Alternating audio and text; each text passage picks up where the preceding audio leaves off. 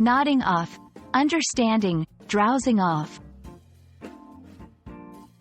Hello, everyone. Today, we're going to explore a common English phrase that you might hear, especially when someone is really tired. Have you ever heard someone say they're drowsing off?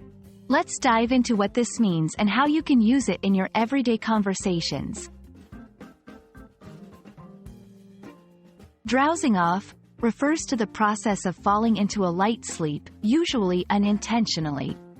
It's that moment when your body starts to relax, your eyelids become heavy, and you're on the verge of sleep, but not quite there yet. It's not a deep sleep, but more like a nap that you slip into without realizing. Now that we know what drowsing off means, let's see it in action. Imagine you're in a warm, cozy room and you've been reading for a while. Your eyes start to blink slowly, and before you know it, you're drowsing off in your chair. It happens often in situations where you're comfortable and inactive, like during long car rides or in a boring lecture. It's important to know how to incorporate new phrases into your speech. Here are a few examples.